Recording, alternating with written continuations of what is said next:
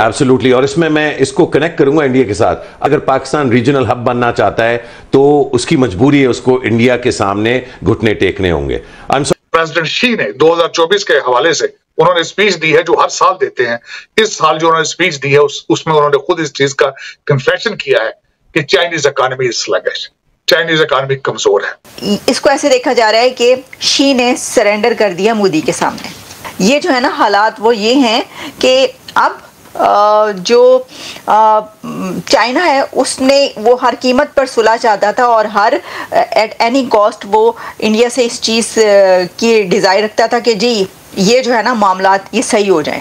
तो उसमें सबसे नंबर वन मैं समझता हूँ कि इस वक्त भारत है। 7.7% ग्रोथ रेट है उनका, और जिस तरीके से वो बिहेव कर रहे हैं वो already behaving like a super power. फिर हमारी अपनी गलतियों की वजह से चीज़ें कहाँ तक पहुँच गई। इंडिया इकोनॉमिकली और जो उसका क्लाउड है, जो ओवरऑल जियो स्ट्रेटेजिक जो हालात हैं, अमेरिका का जो टिल्ट है टुवर्ड्स बिकॉज ऑफ चाइना। 2024 में हमने ऐसे मौके अगर कोई है तो उसको खोना नहीं है। मोदी साहब है, उनकी ग्रिप है, एस्टेब्लिशमेंट भी उनके साथ है, उनके भी ग्रीन सिग्नल उनके साथ है, जुडिशरी भी उनके साथ है, अवाम उनके साथ है।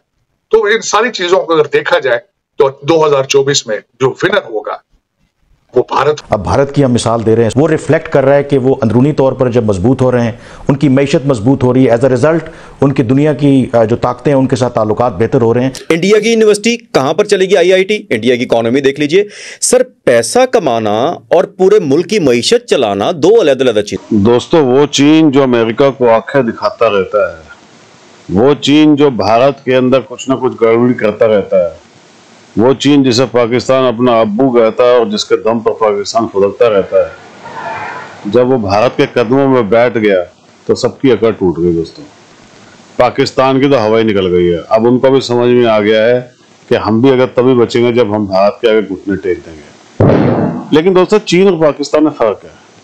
चीन कुछ ना कुछ चीजें प्रोड्यूस करता है, इनफैक्ट वो बहुत कुछ प्रोड्यूस करता है जो जिसको हम इंपोर्ट करते हैं। पाकिस्तान तो क्या करना है, पाकिस्तान के पास तो सब आतंकवादी है, इनसे क्या लेना देना हमें। लेकिन ये बात है कि ये बड़ा अच्छा लग रहा है कि खुद अपने मुंह से कह रहे हैं कि जी हम घुटना टेकने के लिए तैयार है, आप हमारे सिर पे जूते मारो। दोस्तों, आने वाले दिनों के अंदर पाकिस्तान का जो होने वाला है ना, वो देख के बड़ा मजा आने वाला है। मेरे को तो बड़ी खुशी होती है जब पाकिस्तान में इस तरह की बातें सुनता हूँ। तो आपको कैसा लगता है कमेंट्स करके जरूर बताइएगा। वीडियो को लाइक कीजिएगा और चैनल को सब्सक्राइब जरूर कर लीजिएगा। दोस्तों, थैंक यू। प्रेसिडेंट शी ने 2024 के हवाले से उन्होंने स्पीच दी है, जो हर साल देते हैं। इस साल जो उन्होंने स्पीच दी है उसमें उन्होंने खुद इस चीज का कन्फेशन किया है कि Chinese economy is sluggish, Chinese economy कमजोर है। तो अगर वहां, और वो जब यहाँ आए थे तो उन्होंने आगे यहाँ के जो बिलियनर्स थे उनको मिले, बिजनेसमैन को मिले, उन्होंने रिक्वेस्ट की कि आप वापस आए चाइना में, वो विल फैसिलिटेट यू। अगर लोगों ने उनकी बात पर अमल ना किया तो दूसरा लूजर सबसे बड़ा चाइना होगा। अगर और इसमें जो राइज पे जा रहे हैं ममालिक, तो उसमें सबसे नंबर वन मैं समझता हूं कि इस वक्त भारत है। 7.7% ग्रोथ रेट है उनका, और यही वेस्ट के लिए एक सबसे बड़ा प्रॉब्लम है उसका। और जिस तरीके से वो बिहेव कर रहे हैं वो already behaving like a super power.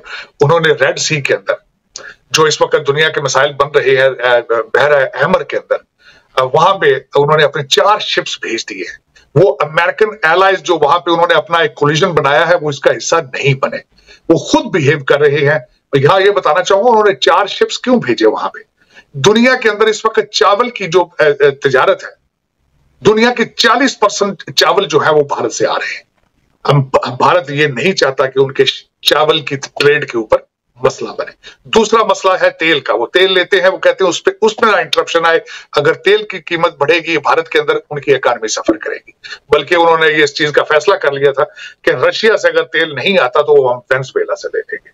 तो ये दूरंदेशी नेशनलिज्म, ये सारी चीजें तब आती हैं जब आपकी इकॉनमी अपनी ठीक हो। भारत की इकॉनमी इस वक्त $600 बिलियन का उनका फॉरेन एक्सचेंज मौजूद है। उनकी जो मोदी साहब है उनकी ग्रिप है, एस्टेब्लिशमेंट भी उनके साथ है, उनके भी ग्रीन सिग्नल उनके साथ है, जुडिशरी भी उनके साथ है, अवाम उनके साथ है। तो इन सारी चीजों को अगर देखा जाए तो 2024 में जो विनर होगा वो भारत होगा। और उसके साथ पाकिस्तान के इलेक्शंस की बात मैं आपको क्या बताऊं, हर बच्चे को पता है। लोग दर हकीकत कहते हैं कि बाहर से, लंदन से एक बंदा आ चुका है, सिर्फ उसकी ताजपोशी रहती है। इलेक्शन की एक्सरसाइज आपने करनी है, लेकिन उसके रिजल्ट निकल चुके हैं। लेकिन और जो सबसे ज्यादा मेरे जैसे बंदे के लिए तशवीशनाक है, अभी तक किसी के मुंह से मैंने एक ऐसी प्रोडक्ट नहीं सुनी जिसको वो कहें कि हम एक्सपोर्ट करेंगे और इस पे हम कौम की किस्मत तब्दील करेंगे। अभी तक किसी के मुंह से मैंने ये लफ्ज नहीं सुना कि हमने बच्चों को आर्टिफिशियल इंटेलिजेंस कैसे पढ़ानी है। मैं ये आपको अर्ज करना चाहूंगा कि इस वक्त भारत के अंदर इंडियन इंस्टीट्यूट ऑफ टेक्नोलॉजी ने मैंडेटरी कर दिया है कि चाहे जो मर्जी सब्जेक्ट आप पढ़ें, लेकिन आपको आर्टिफिशियल इंटेलिजेंस और डाटा मैनेजमेंट पढ़नी होगी। लेकिन मेरे मादरे मिल्लत जो है आज भी उनके कान और आंखें बंद हैं, उर्दू पे ट्वीट पे चढ़े हैं और पता नहीं इनका मुस्तकबिल क्या है।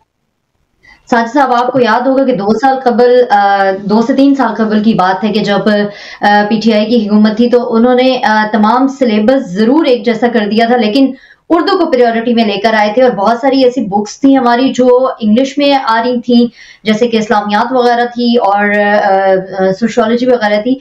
ये जो बच्चों को पढ़ाई जा रही थी ये इंग्लिश में थी, लेकिन इन्होंने कन्वर्ट करके उसको भी उर्दू में कर दिया था। इसके ऊपर क्या कहेंगे आप?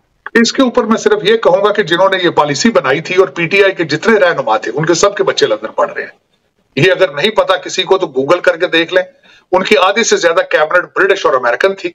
उनकी सेहत पे क्या असर है? वो चाहे पश्तो में शुरू कर दें, चाहे बलोची में पढ़ाना शुरू कर दें, चाहे सिंधी में पढ़ाना शुरू कर दें, क्योंकि कौम के बच्चे तबाह होने हैं ना। तभी तो आज आपके मुल्क के अंदर एक भी इंग्लिश चैनल मौजूद नहीं है। चाइना के प्रेसिडेंट शी जिनपिंग हैं, उनकी सरेंडर करती हुई प्राइम मिनिस्टर नरेंद्र मोदी के सामने एक तस्वीर, एक इमेज वायरल हो रहा है और कहा यह जा रहा है कि ये चाइना और ताइवान के मीडिया में ज़्यादा वायरल हो रही है ये वाली पिक्चर। अच्छा, अब जब उसको आप सर्च करते हैं तो वाकई आपके सामने पिक्चर आती है। वो पिक्चर ये है कि मोदी साहब बैठे हुए हैं, चेयर पर बराजमान है, सिंहासन पर, इक़्तिदार के सिंहासन पर बराजमान है मोदी साहब और उनके सामने जो है वो प्रेसिडेंट शी, ज़ाहिर है कि उन्हीं की पिक्चर AI है, मेरा ख्याल है आर्टिफिशियल इंटेलिजेंस या जो भी पिक्चर है ऑब्वियसली।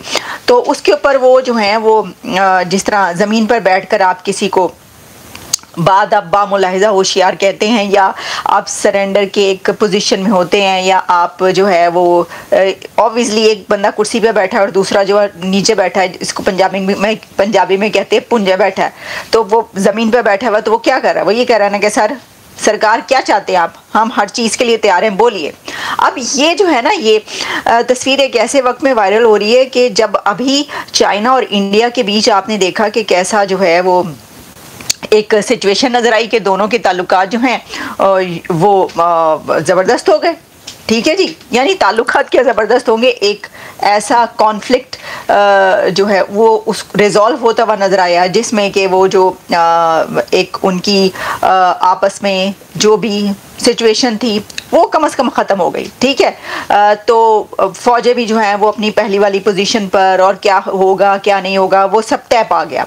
तो ये एक बहुत बड़ी डेवलपमेंट थी ऑब्वियसली। तो अब उसको शायद ये देखा इस तरह जा रहे हैं, इस तस्वीर के जो वायरल होने की वजह अगर आप कह सकते हैं वो मेरा ख्याल है कि ये है कि इसको ऐसे देखा जा रहा है कि शी ने सरेंडर कर दिया मोदी के सामने।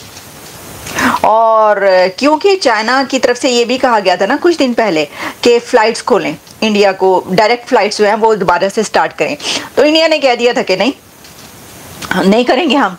ठीक है, तो फिर ये वाली जब सारी सिचुएशन चलती रही है तो उसके अंदर फिर इसको शायद ऐसे देखा जा रहा है कि ये जो है ना हालात वो ये हैं कि अब जो चाइना है उसने वो हर कीमत पर सुलह चाहता था और हर एट एनी कॉस्ट वो इंडिया से इस चीज़ की डिज़ायर रखता था कि जी ये जो है ना मामलात ये सही हो जाएं, और इसके लिए उसको अगर नीचे भी बैठना पड़े, ज़मीन पर भी बैठना पड़े और उसकी बात भी माननी पड़े, भारत की बात भी सारी माननी पड़े, और बेशक आप जो है बैक फुट पर जाकर किसी चीज़ को एक्सेप्ट करें तो तब भी वो एक्सेप्ट करने को तैयार था और उसने ऐसा किया है।